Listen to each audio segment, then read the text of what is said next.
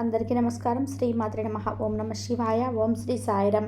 April 28వ తారీఖు సోమవారం రోజున ధనుసు రాశి వారి ఇంట్లోకి ఈ శక్తి వస్తుంది. ఈ శక్తి వచ్చేది 100% మీ ఇంట్లోకి.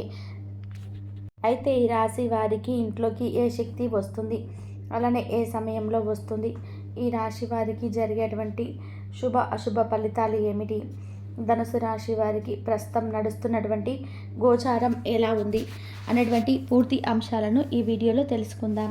వీడియోని ఎక్కడ కూడా స్కిప్ చేయకుండా చివరి వరకు చూడండి. అప్పుడే మేమేం చెప్తున్నామో మీకు పూర్తిగా అర్థమవుతుంది.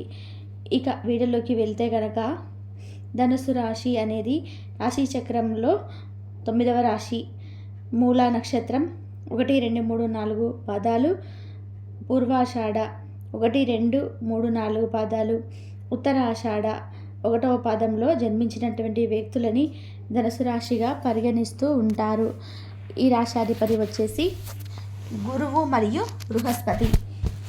ఈ ధనుసు రాశి వారికి ఇంట్లోకి అంటే ఈ రాశి వారి ఇంట్లోకి సాయంత్రం 6:29 ఈ శక్తి వారి ఇంట్లోకి రాబోతుంది. ఇంతకీ ఏ శక్తి రాబోతుందో తెలుసుకుందామండి. దానికంటే ముందు ఈ రాశి వారికి ప్రస్తుత గోచారం ఎలా ఉంది, ప్రస్తుతం గోచారం వీరికి ఎలా నడుస్తుంది అనేటువంటి దానిపైన పూర్తి అవగాహనను ఇప్పుడు తెలుసుకుందాం. అయితే ఈ రాశిలో జన్మించినటువంటి వ్యక్తులకి గోచారం ప్రస్తుతం చాలా బాగుంది. ఇంతకీ మున్పు ఉన్నటువంటి దానికంటే కూడా ఇప్పుడు చాలా మంచి ఫలితాలు అయితే ఉన్నాయని చెప్పుకోవచ్చు. అంతేకాదు ఇదివరకు మీకు ఎదుర్కొన్నటువంటి సమస్యలు కూడా తొలగిపోవడానికి ఈ సమయం చాలా అనుకూలమైనటువంటిది అని మీకు ఇప్పటికే అర్థమైపోయి ఉండాలి. ఎలా అంటే ఇదివరకు మీరు ఎదుర్కొన్నటువంటి జీవితం ఎలా ఉంది, ఇప్పుడు మీరు జీవితం ఎలా ఉంటుంది అన్నటువంటి అంశాలు మీకు కూడా చాలా స్పష్టంగా తెలిసి ఉంటాయి కదా. అయితే ఈ రాశి వారికి ఈ విధంగా ఈ సమయంలో మంచి అనుకూలమైనటువంటి గోచార ఫలితాలు అయితే ఉన్నాయని చెప్పుకోవచ్చు. ఇక ఈ రాశి వారికి ప్రస్తుతం గోచారం అనుకూలంగా ఉన్నందువలన, దైవ అనుగ్రహం అనుకూలంగా ఉన్నందువలన వీరికి ఉన్నటువంటి సమస్యలు తొలగిపోతాయని చెప్పుకోవచ్చు. అంతేకాకుండా ఈ రాశిలో జన్మించినటువంటి వ్యక్తులకి గోచారం కూడా చాలా అనుకూలంగా ఉంది. గోచార ఫలితాలు కూడా అనుకూలంగా ఉన్నాయి. అలానే వీరికి ఉన్నటువంటి సమస్యలు కూడా తొలగిపోతాయని చెప్పుకోవచ్చు. అంతేకాకుండా ఈ రాశిలో జన్మించినటువంటి వ్యక్తులకి చాలా మంచి ఫలితం అయితే ఉంటుంది. అలానే రాబోయే రోజులలో ఇంకా బాగుంటుంది. అయితే మీకు ఇదివరకు ఉన్నటువంటి సమస్యలు తొలగిపోయి ఇప్పుడు ప్రశాంతమైనటువంటి వాతావరణం అయితే ఏర్పడబోతుంది. అయితే కొంతమందికి ఖచ్చితంగా ఈ తేడా అనేది ఆల్రెడీ తెలిసిపోయే ఉంటుంది.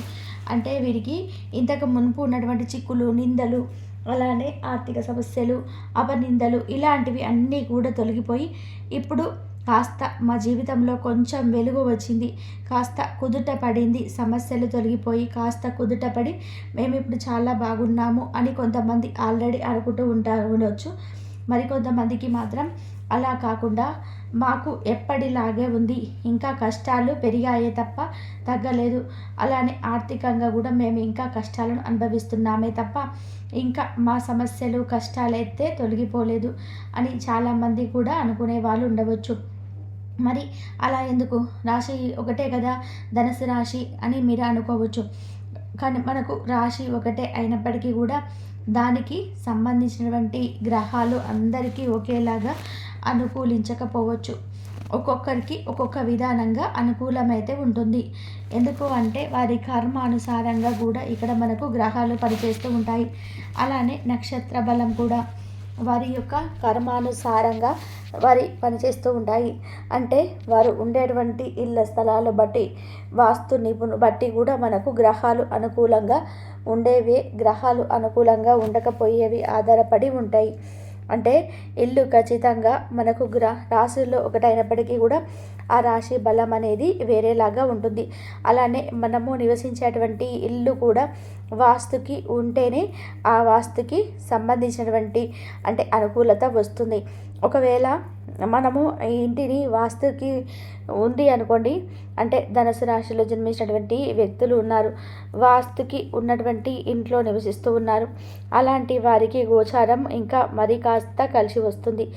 ఎప్పటి నుండో ఎదురు చూస్తున్నటువంటి ఉద్యోగం కూడా లభిస్తుంది. అంతేకాకుండా ఉద్యోగ సమస్యలు కూడా తొలగిపోతాయి. గ్రహాల అనుకూలత కూడా 100% వీరికి ఉంటుంది. గ్రహాల యొక్క అనుకూలతతో వీరు ఇంకా ముందుకు సాగిపోతారు. కుటుంబంలోని ఉన్నటువంటి అనేక రకాల సమస్యలు సైతం తొలగిపోతాయి. అంతేకాకుండా దరిద్ర బాధలు కూడా తొలగిపోతాయి. ఘోరమైనటువంటి సమస్యల నుండి కూడా బయటపడతారు. అలానే కొంతమంది వాస్తుకు లేని ఇంట్లో ఉండడం కానీ, లేదా వారు ఉన్నటువంటి ఇంట్లో వాస్తు దోషాలు ఏర్పడడం కానీ జరుగుతుంది. అలాంటి సమయంలో వారికి కలిసి రాకపోగా మళ్ళీ కొత్త కష్టాలు, కొత్త సమస్యలు, ఆర్థికంగా ఇంకా కృంగిపోవడము, ఇలా అలాంటి సమస్యలు అయితే ఎదురవుతూ ఉంటాయి. కనుక మీరు గ్రహ బలాన్ని, జాతకాన్ని కాకుండా ఇంట్లో కూడా కొన్నిసార్లు, అంటే ఇంట్లో కూడా ఎలా ఉంది, ఇల్లుకు వాస్తుకి అంటే కొంతమంది చేసుకున్నటువంటి పుణ్యాల కారణంగా కూడా ఉంటుంది. అలా వారు ఉండేటువంటి ఇల్లు వాస్తుకు ఉందో లేదో, అలాగే వారు చేసుకున్నటువంటి పుణ్య కార్యక్రమాలు ఏవైనా ఉన్నటువంటి దానిపైన కూడా అదృష్టం ఆధారపడి ఉంటుంది. అయితే కొంతమందికి మాత్రం వారు అంటే ఏదైనా అంటే ఇంతకుముందు ఎప్పుడైనా సరే మూగజీవులకి ఆహారం పెట్టడం కానీ, పేదవారికి దాన ధర్మాలు వంటివి చేయడం కానీ, ఇలాంటివి చేసినటువంటి వ్యక్తులకి మాత్రం ఈ సమయం ధనుసు రాశిలో జన్మించిన వ్యక్తులకి లక్ష్మీదేవి యొక్క సంపూర్ణమైనటువంటి కటాక్షం అయితే కలగబోతుంది. సాయంత్రం 6:28 తర్వాత లక్ష్మీదేవి మీ ఇంట్లోకి వస్తుంది. అంతేకాదు తిష్ట వేసుకొని మీ ఇంట్లో కూర్చుంటుంది. ఇంకా మీకు ఎలాంటి సమస్యలు కూడా ఉండవు. ముఖ్యంగా డబ్బు విషయంలో ఇదివరకు ధనుసు రాశి వారు ఎలాంటి సమస్యలు అయినా సరే ఎదుర్కొని ఉన్నారు, ఆ సమస్యలు అయితే ఖచ్చితంగా తొలగిపోతాయి అని గుర్తుపెట్టుకోండి. అలాంటి సమస్యలు అన్నీ కూడా 100% తొలగిపోతాయని గుర్తుపెట్టుకోండి. సమస్త పాపాలు, దోషాలు, దరిద్రాలు అన్నీ కూడా తొలగిపోతాయి. కుటుంబ పరంగా కూడా, వ్యాపార పరంగా, విద్యాపరంగా, ఉద్యోగపరంగా కూడా వీరికి అనుకూలంగా ఉందని గుర్తుపెట్టుకోండి. ఇక ఈ రాశిలో జన్మించినటువంటి వ్యక్తులు ఎవరైతే ఉన్నారో వారికి ఈ సమయం మాత్రం గోచారం చాలా అనుకూలంగా ఉంది. గోచార ఫలితాలు కూడా అనుకూలంగా ఉన్నాయి. ఉద్యోగ ప్రయత్నాలు కూడా కలిసి వస్తాయి. అలానే మొండి బాకీలు ఏవైతే ఉన్నాయో అవి కూడా ఖచ్చితంగా మీకు ఇవ్వటం అంటే రావటం జరుగుతుంది. పోగొట్టుకున్నటువంటి ఒక వస్తువు కూడా వస్తుంది. అయితే లక్ష్మీదేవి మీ ఇంట్లోకి సాయంత్రం సమయంలో వస్తుంది. ఆ సమయంలో తప్పకుండా ఇంట్లో తులసి కోట దగ్గర, అలానే పూజ గదిలో కూడా దీపం వెలిగించండి.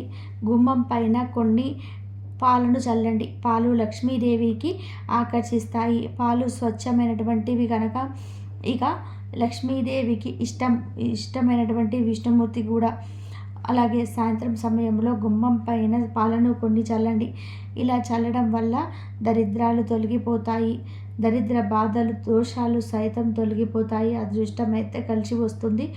ఈ రాశిలో ఉన్నటువంటి శని బాధలు, శని దోషాలు సైతం తొలగిపోతాయి. కుటుంబంలో కూడా చాలా సంతోషం ఉంటుందని చెప్పుకోవచ్చు.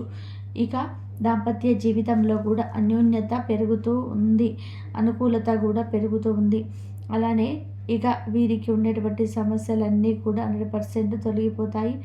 అదృష్టం అయితే కలిసి వస్తుంది కనుక ఈ రాశి వారికి బాగుంది. ఈ సమయంలో వీరికి అనుకూలమైనటువంటి గోచార ఫలితాలు ఉన్నాయి.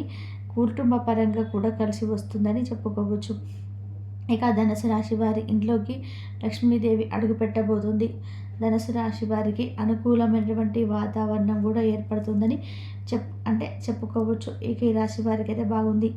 కాబట్టి ధనుసు రాశి వారి ఇంట్లోకి ఏ దేవత వస్తుంది, ఎలా ఉంటుంది అనేది ధనుసు రాశి వారికి అన్ని విధాలుగా కూడా బాగుంది. ఇక ఇష్ట దైవారాధన మేలు చేస్తుంది. ఈ సమయంలో ఆర్థిక కష్టాలు తొలగిపోతాయి. అలాగే ధనుసు రాశి వారి మాట తీరు కానీ, పనితీరు కానీ ఏ విధంగా ఉంటుందంటే నలుగురికి అట్రాక్ట్ అవుతూ ఉంటారు.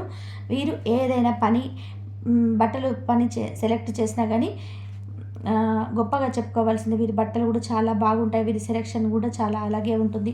ఆ అమ్మాయికి మంచి సెలెక్షన్ ఉంది అని చెప్పి ఈ ధనుసు రాశి వారిని మంచి రూపాన్ని పోలి ఉంటారు అని చెప్పుకోవచ్చు. మంచి చక్కటి శరీరపు రంగు అంటే మంచి తెలుపు రంగు ఉంటారు. ఆడవారైతే మంచిగా పెద్ద పెద్ద కండ్లు, ఇంకా అంతేకాకుండా విశాలమైనటువంటి నుదురు, అంతేకాకుండా చక్కటి మాట తీరుతో ఎదుటి వారిని ఇట్టే ఆకర్షించుకుంటారు ఈ ధనుసు రాశి వారు. వీరు చాలా పొడవుగా ఉంటారు.